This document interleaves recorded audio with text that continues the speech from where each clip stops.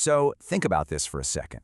What happens when the people in charge, the ones who are supposed to protect you, are actually the biggest problem in society? Today, we are diving deep into the story of a prophet named Micah who dared to ask that very question and had to face some pretty explosive consequences. Okay, let's set the scene. We're going back to the 8th century BC in the southern kingdom of Judah. Now, on the surface, everything looked pretty good. It was a prosperous time. But underneath all that wealth, a deep moral and spiritual rot was spreading like a disease, and a massive political storm was brewing just over the horizon.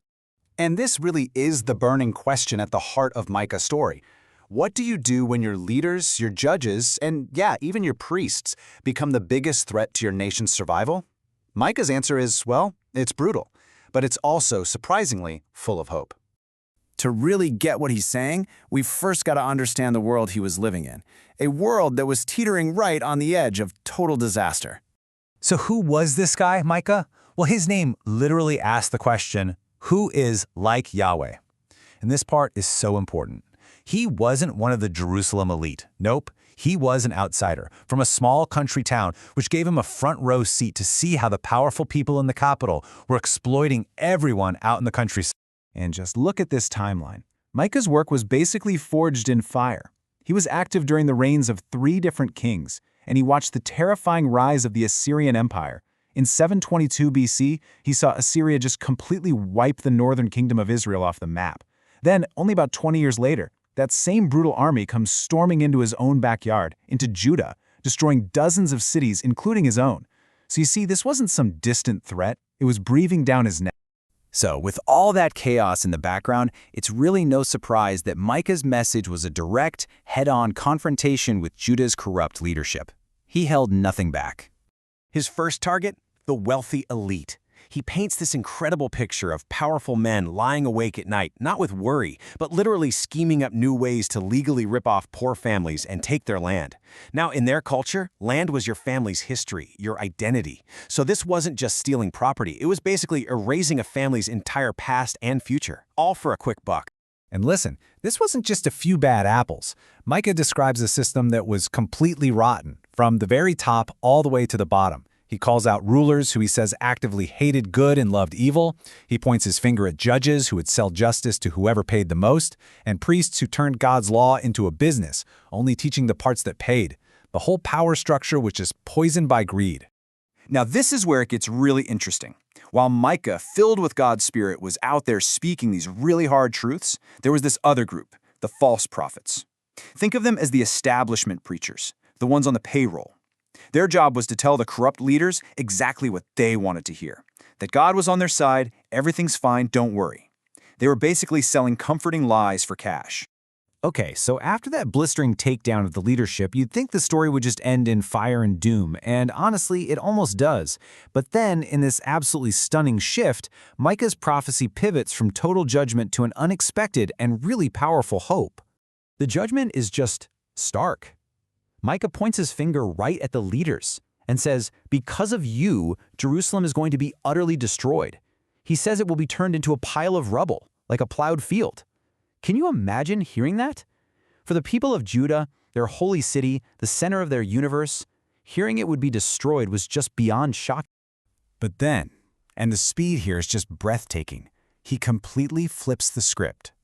The very same spot he just said would be a pile of ruins, the Temple Mount, will one day be lifted up as the most important place on earth, with people from all nations flocking to it. It's this incredible whiplash from absolute destruction to glorious worldwide restoration. So you have to ask, how is a reversal like that even possible?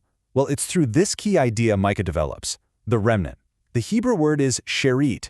Now, this doesn't just mean a handful of traumatized survivors. No, Micah reimagines the remnant as a purified, powerful force. They're the ones who stay faithful through the fire of judgment, and God is going to use this group to fulfill his promises and build his new kingdom. So where is all this power and hope going to come from? Micah zooms way in, focusing on a single figure in the future, a promised king who will show up in the most unexpected place you could possibly imagine. This is without a doubt one of the most famous prophecies ever written. Micah says this great ruler won't come from the capital, Jerusalem, but from Bethlehem, a town so small and insignificant it was barely even on the map. And you have to catch that last line. His origins are from the distant past, from eternity. This is no ordinary king. Micah is pointing to a divine ruler. And this king's whole mission is to be the true shepherd of his people. He's the total opposite of the corrupt leaders who acted like wolves devouring the flock. He will be the one to finally set up a kingdom that's built on real security and a peace that lasts. And what does that peace actually look like? Well, this is the iconic image. The very tools of violence, swords and spears, are going to be physically reforged into tools for farming and harvesting.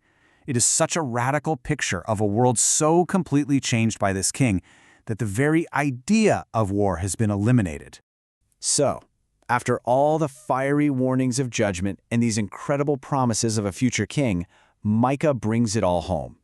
He boils his entire message down into one of the most powerful, concise summaries in all of Scripture.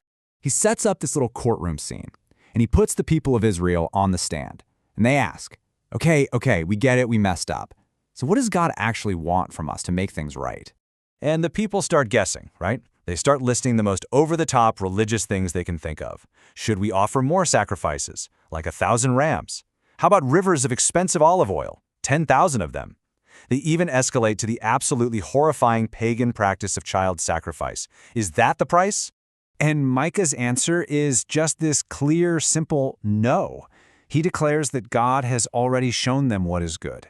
And it's not about what you can offer him. It's about how you live. It comes down to three things: to do justice, to love mercy and kindness, and to walk humbly with your God. It's a message that just cuts through all the religious noise. So the bottom line is this. For Micah, real faith was never about just going through the motions of religious rituals. It's about a radical transformation of your heart, of your character, which then naturally overflows into how you act, into justice and compassion for other people. You know, Micah's message is just as searingly relevant today as it was 2,700 years ago. In a world that's still struggling with injustice and corruption, his call to action challenges every single one of us. And it leaves us with a question to carry out of this explainer. What does it truly look like in your life right now to do justice, to love kindness, and to walk humbly with your God?